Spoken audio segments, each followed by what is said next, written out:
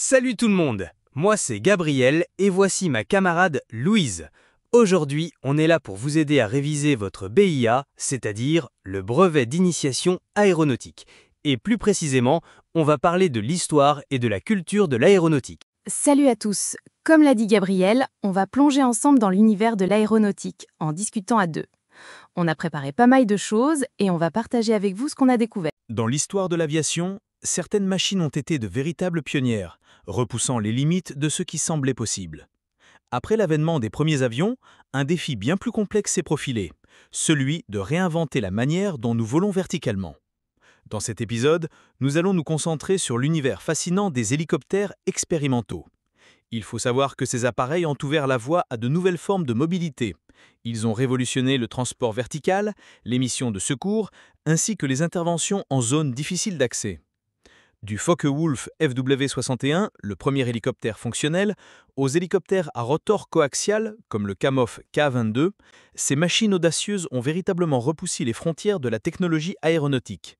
Elles ont permis d'inventer des concepts inédits, entre science-fiction et réalité, qui ont transformé la manière de concevoir l'aviation. De l'invention du rotor aux innovations en matière de sécurité et de manœuvrabilité, découvrez comment ces hélicoptères expérimentaux ont ouvert la voie à des applications modernes qui touchent encore de nombreux secteurs aujourd'hui. Aujourd'hui, on se penche sur un document assez court qui concerne un pionnier de l'aviation, un certain George de Botezat, et son travail dans les années 1920. Les années 20, c'est vraiment les débuts de l'aviation grand public. Parler d'hélicoptères à cette époque, ça semble très avant-gardiste. Tout à fait. Le texte nous dit que de Botezat était un ingénieur d'origine russe et qu'il a conçu un hélicoptère pour le US Army Air Service, l'ancêtre de l'armée de l'air américaine. C'est intéressant. Et le document mentionne un hélicoptère quadri-réacteur. Ce terme peut prêter à confusion aujourd'hui. On pense tout de suite à des moteurs à réaction, mais ce n'est pas de ça qu'il s'agit, j'imagine. Non, bonne remarque. C'est un point technique important. À cette période, le terme quadri-réacteur désignait en fait une configuration à 4 rotors. Il faut l'imaginer comme une grande structure en croix, avec une hélice géante à chaque extrémité. D'accord, donc c'est l'ancêtre direct de nos drones quadricoptères modernes, mais à une échelle beaucoup plus grande et piloté par un humain. C'est fascinant de voir que ce concept date de si longtemps. Exactement. Et le projet était donc une commande militaire, mais le document est honnête sur les résultats. Il est dit que l'appareil ait montré des capacités de vol limitées. Ce qui est compréhensible pour l'époque. Les problèmes de stabilité, de contrôle et de puissance devaient être immenses. Capacité limitée, ça signifie probablement qu'il a réussi à décoller de quelques mètres, à faire du vol stationnaire, mais qu'il était loin d'être un appareil utilisable pour des missions. C'est ça. Et pourtant, et c'est la conclusion du texte, il a été reconnu comme l'un des premiers hélicoptères fonctionnels aux États-Unis. Le mot-clé ici, c'est « fonctionnel ». Oui, il n'est resté un état de plan ou de prototype cloué au sol. Il a volé. Il a prouvé que le concept était viable, même s'il était imparfait. C'est une étape de validation technologique qui est fondamentale. Donc pour résumer, on a cet ingénieur, George de Botezat, qui dans les années 20 a réussi à faire voler un des premiers hélicoptères américains, une machine complexe à 4 rotors, qui, malgré ses défauts, a prouvé que le vol vertical était possible avec cette architecture. Absolument, c'est un parfait exemple de ces innovations progressives. Ce n'est pas le modèle qui a connu le succès commercial ou militaire, mais sans ces tentatives limitées, des gens comme Sikorsky n'auraient peut-être pas eu le même succès plus tard. Aujourd'hui, on va parler d'une invention assez fascinante qui a marqué l'histoire de l'aviation, l'autogire, inventé par l'ingénieur espagnol Juan de la Cierva en 1923. Ah oui, l'entre-deux-guerres. Une période d'innovation intense, mais aussi très dangereuse pour les pilotes. L'aviation était encore balbutiante. Exactement. Les avions de l'époque avaient un gros problème de sécurité, surtout à basse vitesse. Ils risquaient de décrocher, c'est-à-dire de perdre leur portance et de tomber. Juan de la Cierva était personnellement touché par ce problème, son propre frère étant mort dans un crash. Donc sa motivation première, c'était la sécurité. Il voulait créer un appareil qui ne puisse pas décrocher. C'est ça.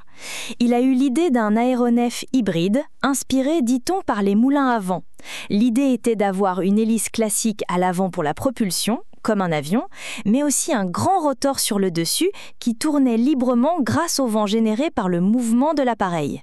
C'est le principe de l'autorotation, c'est bien ça. Le rotor n'est pas motorisé, il tourne un peu comme un moulinet dans le vent. Précisément. Mais ces premiers prototypes, à partir de 1920, ont échoué. Le C1, par exemple, s'est retourné au décollage. Cierva a compris qu'il faisait face à un problème majeur, la dissymétrie de portance. Peux-tu expliquer ce que c'est? J'imagine que c'est un rapport avec la rotation des pales. Oui, quand le rotor tourne, la pale qui avance vers l'avant de l'appareil a une vitesse relative par rapport à l'air plus grande que la pale qui recule. Elle génère donc plus de portance, ce qui déséquilibre et fait basculer l'appareil. C'était l'obstacle principal.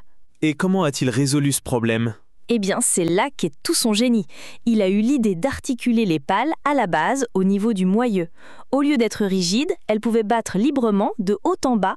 Ainsi, la pale qui avance monte naturellement, ce qui diminue son angle d'attaque et donc sa portance, tandis que la pale qui recule descend, ce qui augmente sa portance. L'équilibre est rétabli. C'est une solution incroyablement élégante, et c'est cette innovation qui a mené au premier vol réussi. Tout à fait. Avec son 4e prototype, le C4, équipé de ces pales articulées, il réussit enfin. Le 9 janvier 1923, à Getafe, près de Madrid, l'autogire effectue son premier vol contrôlé sur une distance de 183 mètres.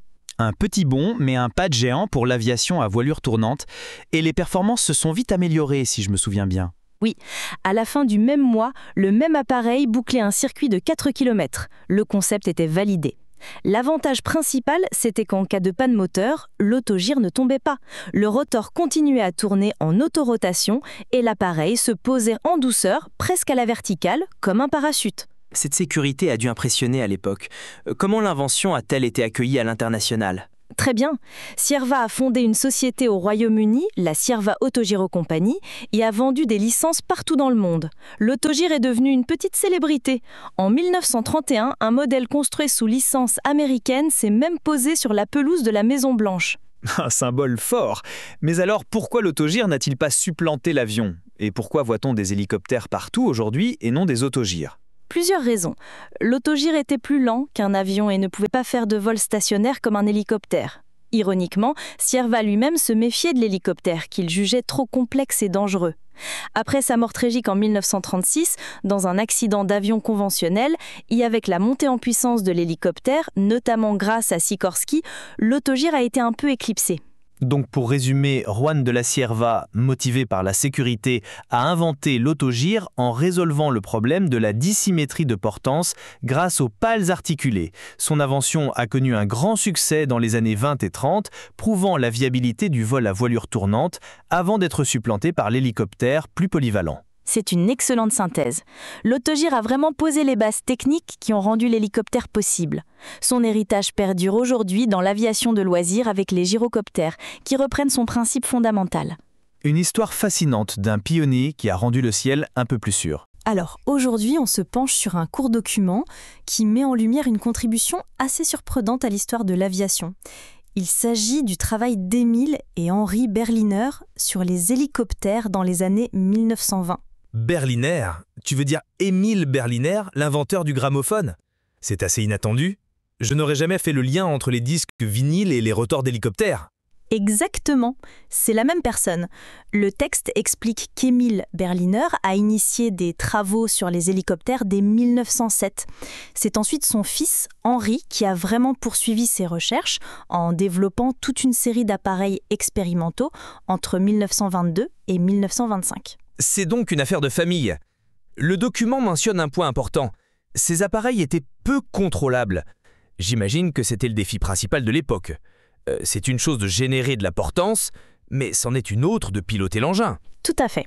C'était le problème fondamental pour tous les pionniers de l'hélicoptère, la gestion du couple de réaction, la stabilité, la commande directionnelle, tout était à inventer. Les machines des Berliner, comme beaucoup d'autres à cette période, parvenaient peut-être à s'élever de quelques mètres, mais le vol stationnaire stable ou le vol contrôlé était hors de portée. D'accord, je vois. Mais alors, si les résultats étaient si limités en termes de contrôle, pourquoi est-ce que le texte parle d'une avancée significative? L'avancée n'était pas forcément dans la création d'une machine parfaitement fonctionnelle, mais plutôt dans la preuve de concept et l'expérience accumulée. Le fait de construire et de tester plusieurs prototypes, de réussir à soulever un pilote, même brièvement, était une étape cruciale. Chaque essai, même un échec, fournissait des données précieuses et montrait à la communauté aéronautique américaine que la voie de l'hélicoptère était prometteuse.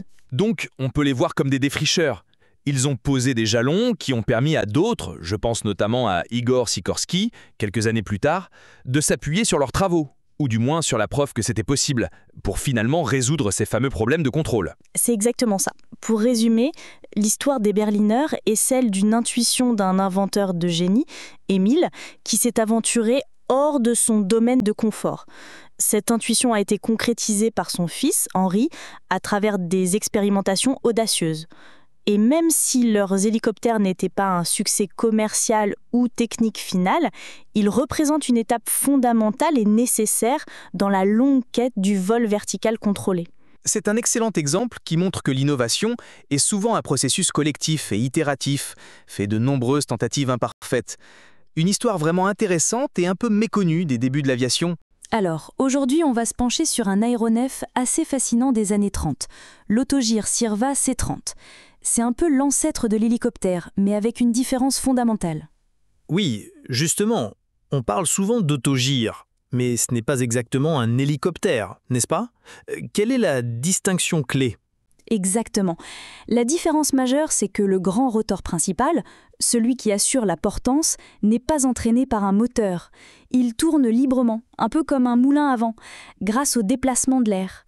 C'est ce qu'on appelle l'autorotation. Le moteur, lui, ne fait qu'entraîner une hélice à l'avant, comme sur un avion classique, pour faire avancer l'appareil. Ah, je vois. Donc, il ne peut pas faire de vol stationnaire comme un hélicoptère. Il doit toujours avancer pour que son rotor tourne et le maintienne en l'air. Mais la recherche indique que c'était justement son plus grand atout en matière de sécurité. Tout à fait. C'était son principal argument de vente. En cas de panne moteur, pas de panique, le rotor continue de tourner en autorotation et l'appareil se transforme en une sorte de parachute géant permettant une descente très douce et contrôlée. Il ne pouvait pas décrocher comme un avion. C'est l'ingénieur espagnol Juan de la Cierva qui a mis ça au point dès les années 20. C'est ingénieux et il a aussi inventé une autre technologie qui est devenue un standard aujourd'hui, n'est-ce pas ? Oui, et c'est peut-être son héritage le plus important, le contrôle direct du rotor, ou contrôle cyclique. En inclinant la tête du rotor avec le manche, le pilote pouvait changer l'orientation de la portance pour se diriger même à très faible vitesse. C'est la base du pilotage de tous les hélicoptères modernes. D'accord. Donc, ce C-30 qui a fait son premier vol en 1933 était vraiment l'aboutissement de ses recherches et il a eu un certain succès commercial, si je comprends bien. Un succès notable pour l'époque, oui. Près de 150 exemplaires ont été construits, ce qui en fait l'autogir le plus produit avant la guerre. La production a été faite sous licence dans plusieurs pays. Au Royaume-Uni par Avro, où il était appelé Rota, en France par Lioré et Olivier, et en Allemagne par Focke-Wulf. Et il a été utilisé militairement. J'ai lu qu'il était surtout destiné à l'observation, mais qu'il a connu des baptêmes de feu assez précoces. En effet, sa première utilisation militaire remonte à 1934 en Espagne, mais il a surtout été utilisé pour des missions de reconnaissance et pendant la Seconde Guerre mondiale, la Royal Air Force britannique s'en est servi pour calibrer ses nouvelles stations radar. Sa lenteur et sa stabilité en faisaient une plateforme idéale pour ça. Et il y a eu ces démonstrations navales assez incroyables, comme l'atterrissage sur un croiseur italien en mouvement en 1935. C'était une première mondiale, non ? Oui, absolument. Le premier atterrissage et décollage d'un aéronef depuis une plateforme mobile en mer. Ça a vraiment démontré l'incroyable potentiel de stabilité et de sécurité de l'appareil. Malgré tout, l'autogir est resté une technologie de transition. En résumé, le Sirva C-30 était un maillon essentiel. Il a prouvé la viabilité des voilures tournantes et a développé des technologies clés. Mais il a été rapidement supplanté par l'hélicoptère, plus versatile avec sa capacité de vol stationnaire, un appareil visionnaire mais qui est arrivé juste avant la révolution suivante. Ok, on va se pencher sur un document qui parle d'un pionnier de l'aviation, le Focke-Wulf FW-61. C'est un hélicoptère allemand qui date de 1936. 1936, c'est vraiment les tout débuts de l'hélicoptère fonctionnel. Qu'est-ce qu'il avait de si spécial? Alors, sa grande innovation, c'était l'absence de rotor de queue. Tu sais, ce petit rotor vertical qu'on voit sur la plupart des hélicoptères aujourd'hui. D'accord, mais comment il faisait pour ne pas tourner sur lui-même? C'est bien à ça que sert le rotor de queue, non? Pour contrer l'effet de couple du rotor principal. Exactement. Et c'est là que le FW61 était ingénieux. Pour contrer le couple, il utilisait un système de contre-rotation avec 2 rotors principaux. Le document les qualifie de coaxiaux, mais c'est un point à clarifier. Ah oui? Qu'est-ce que tu veux dire? Coaxiaux, ça signifie normalement qu'ils sont sur le même axe, l'un au-dessus de l'autre, n'est-ce pas? C'est ça. Mais en réalité, sur le FW61, les 2 rotors étaient montés sur des structures de chaque côté du fuselage. C'est une configuration dite à rotors transversaux. Le principe, par contre, reste le même.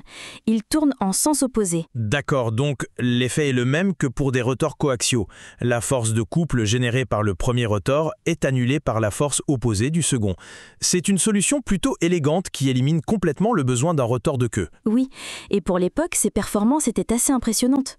Le document mentionne une vitesse de 160 km/h. 160 km/h en 1936 pour un hélicoptère, c'est remarquable. Et le texte dit aussi qu'il était très maniable. Il a vraiment prouvé que le concept de vol vertical était viable et surtout contrôlable. C'est ça. Concernant son héritage, le document souligne bien que le FW61 a été un précurseur essentiel. Il n'a pas inventé le retour de queue. Bien au contraire, il a proposé une alternative viable pour résoudre le même défi technique. Donc, pendant que certains ingénieurs développaient des solutions avec rotor de queue, Focke-Wulf a exploré cette voie des rotors en contre-rotation et a montré que ça fonctionnait très bien. Ça a ouvert une autre branche dans l'évolution des hélicoptères. Pour résumer, ce qu'il faut retenir du FW61, c'est que c'est un appareil clé dans l'histoire de l'aviation, surtout pour son système ingénieux de rotors principaux en contre-rotation qui a permis de se passer d'un rotor de queue. Et le fait qu'il a non seulement résolu le problème fondamental du couple, mais qu'il l'a fait avec des performances et une maniabilité qui ont prouvé au monde que l'avenir de l'hélicoptère était prometteur. Ok, alors aujourd'hui on se penche sur un document qui nous ramène aux origines de l'hélicoptère moderne. Il s'agit du Focke-Wulf FW61, un appareil allemand qui date de 1936. 1936, c'est vraiment tôt dans l'histoire de l'aviation. Et le document met l'accent sur un point crucial. Ce n'est pas juste une autre tentative, c'est le premier hélicoptère fonctionnel et contrôlable de l'histoire. C'est ça la vraie percée. Exactement. Le concepteur Heinrich Focke a réussi là où beaucoup d'autres avaient échoué. Avant le FW61, on avait des autogyres ou des prototypes d'hélicoptères très instables.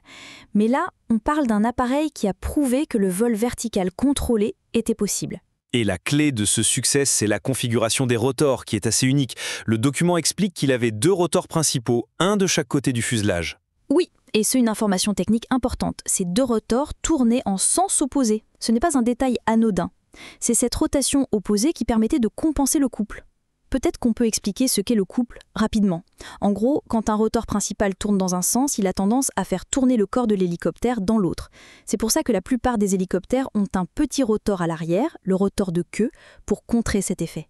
C'est ça, et avec le FW61, en ayant 2 grands rotors qui tournent en sens inverse, leurs effets de couple s'annulent mutuellement. Donc, pas besoin de rotor de queue. C'était une solution d'ingénierie très élégante pour l'époque. Et ça se voit dans ses performances. La fiche mentionne une vitesse maximale de 160 km/h. Pour un hélicoptère des années 30, c'est vraiment impressionnant. Il pouvait décoller verticalement, manœuvrer et surtout, il était stable. Cette stabilité, c'était le saint Graal à l'époque. Les premiers essais d'autres inventeurs se terminaient souvent par des appareils qui devenaient incontrôlables dès qu'ils quittaient le sol. Oui, le FW61 a vraiment démontré la viabilité du concept. C'est un peu le chaînon manquant entre les rêves de pionniers comme Léonard de Vinci et les hélicoptères que l'on connaît aujourd'hui. C'est intéressant de noter l'impact, comme le souligne le document. Le FW61 n'est jamais entré en production de masse. C'est resté un prototype, un démonstrateur technologique. Mais son héritage est immense. Il a prouvé que ça marchait. Il a ouvert la voie et montré aux ingénieurs comme Sikorsky aux États-Unis un peu plus tard que le concept était solide. Il a marqué un véritable tournant.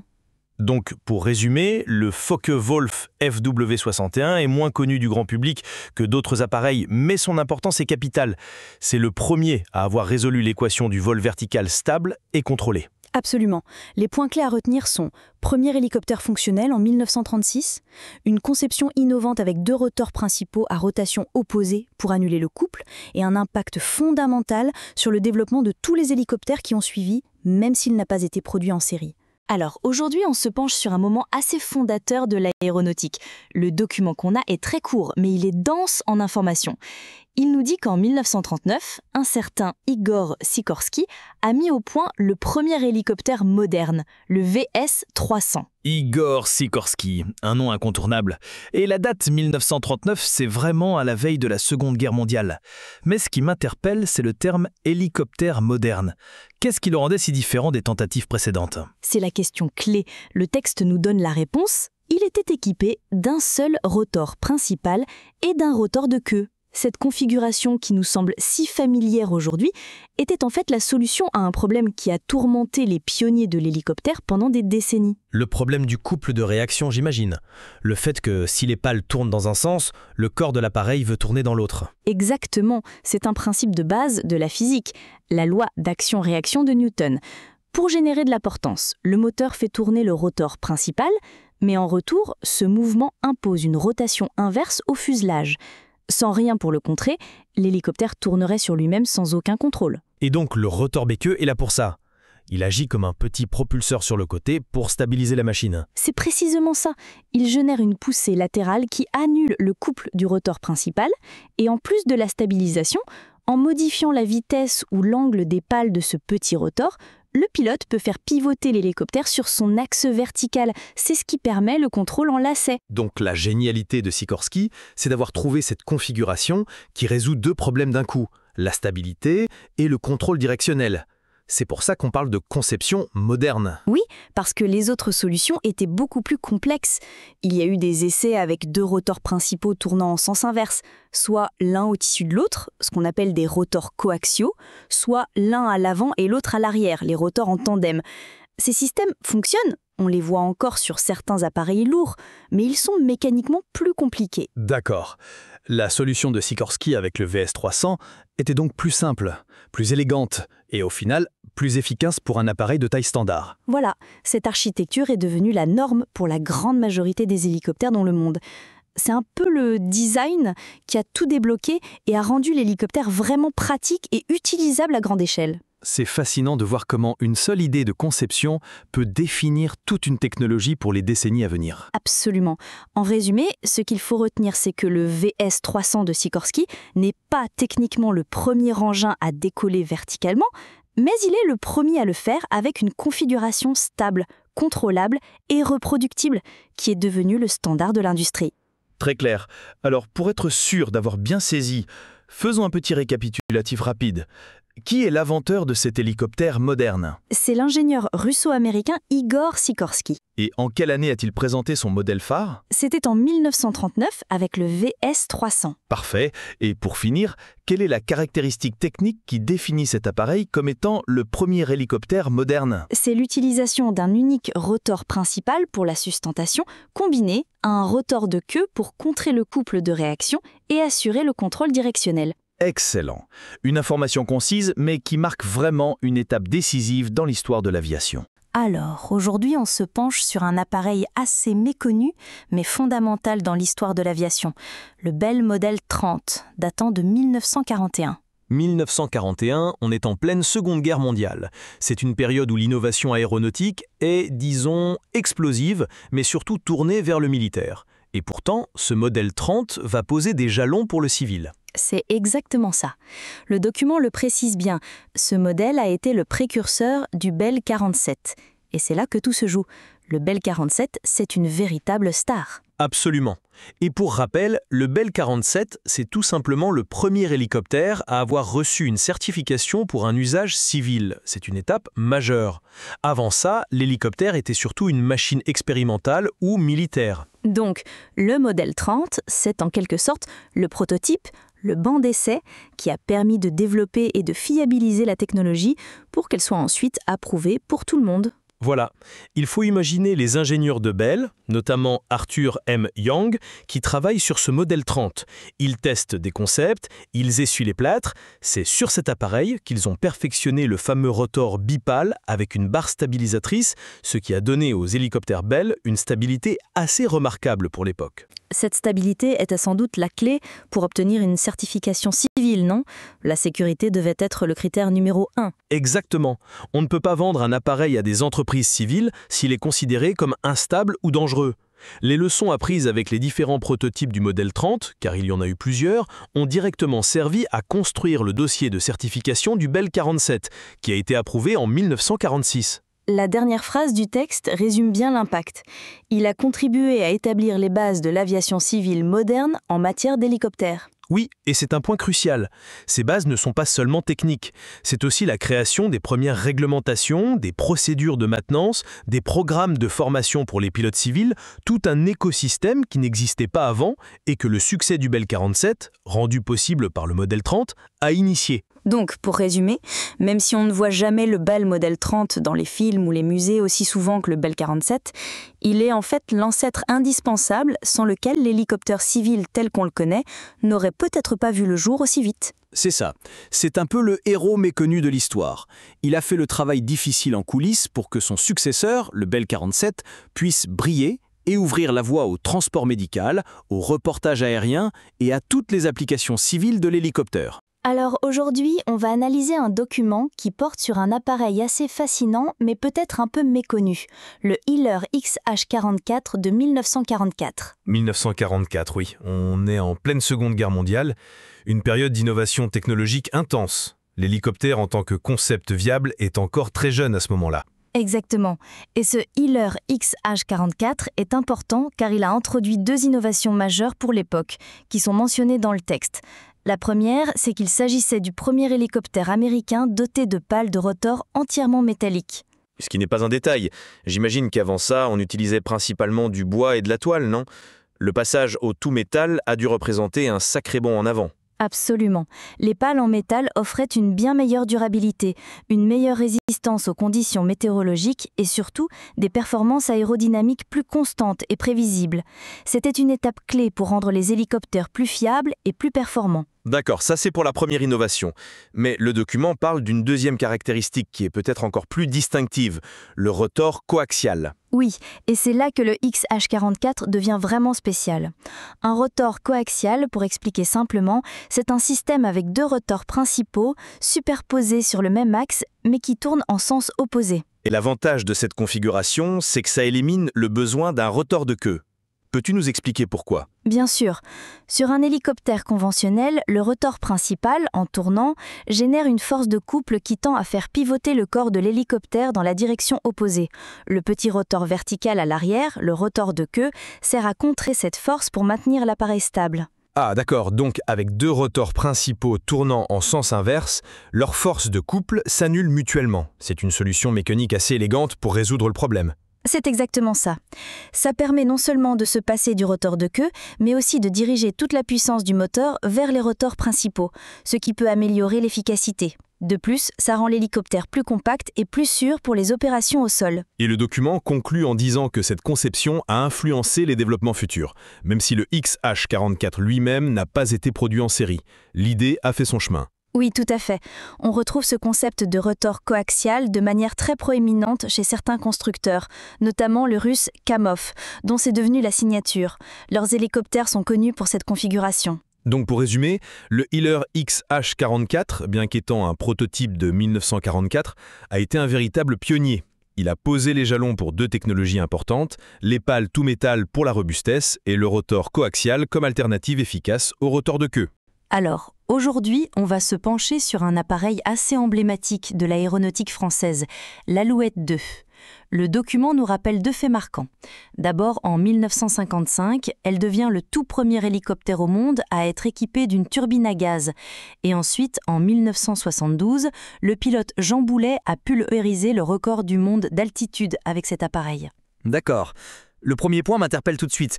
Premier hélicoptère avec une turbine à gaz. Concrètement, qu'est-ce que ça a changé par rapport à ce qui se faisait avant ? Eh bien, avant l'Alouette 2, les hélicoptères utilisaient des moteurs à piston. C'était lourd, mécaniquement complexe et ça générait beaucoup de vibrations. L'arrivée de la turbine à gaz, ou plus précisément un turbomoteur pour un hélicoptère, c'est une vraie révolution.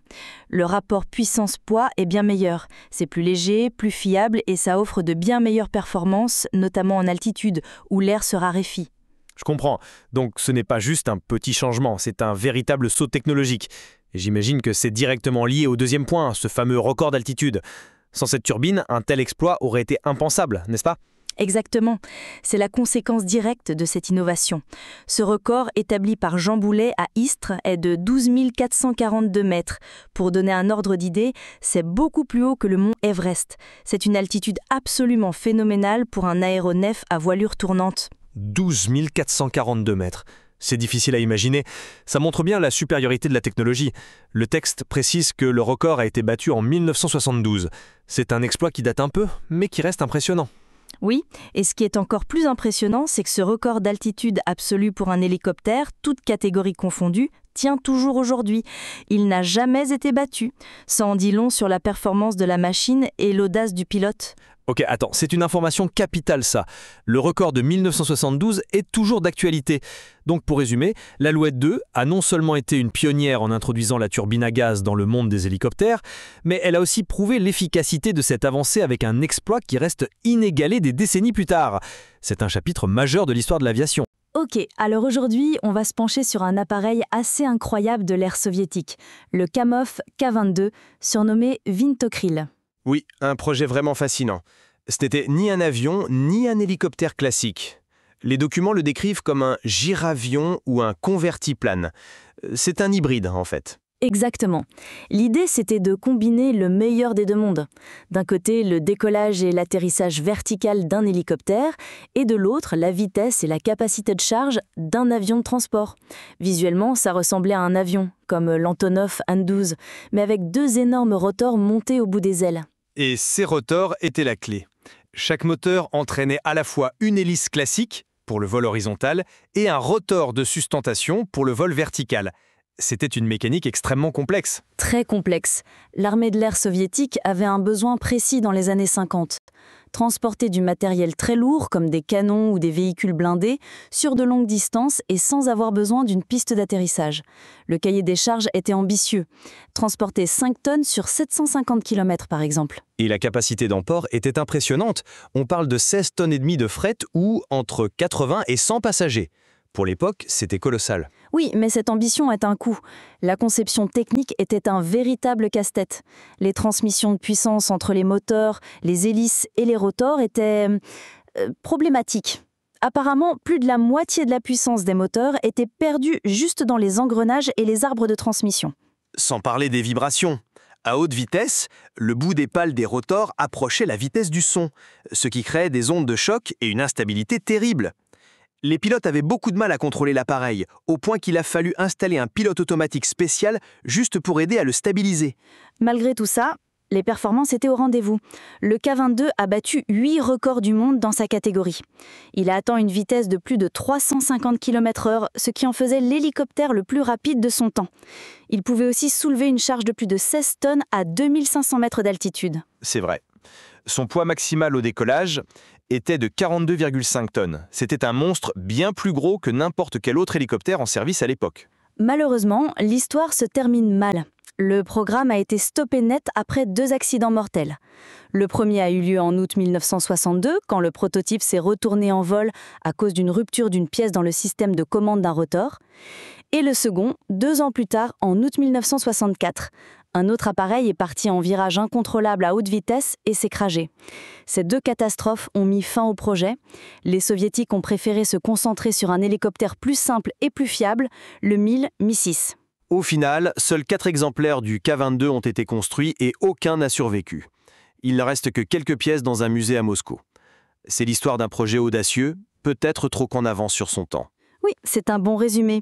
Le K-22 a montré le potentiel des convertiplanes, un concept qui a inspiré plus tard des appareils comme le V-22 Osprey américain. Mais il a aussi montré les limites de la technologie de l'époque. C'est un héritage à la fois impressionnant et tragique. Alors, aujourd'hui, on se penche sur un appareil assez fascinant des années 1970, le Sikorsky S-72. C'est un hélicoptère expérimental américain qui a vraiment tenté de repousser les limites de ce qu'un hélicoptère pouvait faire. Oui, et le mot-clé ici est expérimental. Le S-72 n'a jamais été produit en série, mais son concept était révolutionnaire. Il s'agissait de ce qu'on appelle un convertiplane. L'idée était de combiner le meilleur des deux mondes, la capacité de décollage et d'atterrissage vertical d'un hélicoptère, avec la vitesse et la performance d'un avion à aile fixe. Exactement. La description est claire. Il avait un rotor principal, comme n'importe quel hélicoptère, mais aussi des ailes fixes. C'est cette combinaison qui lui permettait d'atteindre des vitesses bien supérieures à celles des hélicoptères traditionnels de l'époque. Et pour atteindre ces vitesses, il ne comptait pas seulement sur les ailes. Le document mentionne qu'il utilisait un moteur à turbopropulseur. C'est un détail important car ce type de moteur est beaucoup plus puissant et efficace à haute vitesse que les turbomoteurs qui équipent la plupart des hélicoptères classiques. Donc on a vraiment un design hybride pensé pour la performance. C'est ça. Il pouvait donc opérer comme un hélicoptère pour les phases de décollage, d'atterrissage et de vol stationnaire. Puis, une fois en l'air, utiliser ses ailes et sa propulsion pour voler comme un avion. Mais ce qui est peut-être le plus marquant, c'est son héritage. Absolument. Le S-72 a servi de base de recherche pour un appareil bien plus connu aujourd'hui, le V-22 Osprey. C'est une filiation directe, même si la technologie a évolué. Peux-tu préciser la différence technique ? Parce que l'Osprey est aussi un convertiplane, mais son fonctionnement est différent, n'est-ce pas ? Oui, c'est une excellente question. Le S-72 avait un rotor principal fixe sur le dessus et des moteurs à turbopropulseur pour la poussée horizontale. L'Osprey, lui, a poussé le concept plus loin. Il n'a pas de rotor principal traditionnel, il a deux énormes rotors ou propulseurs au bout de ses ailes, et ce sont ces rotors qui basculent.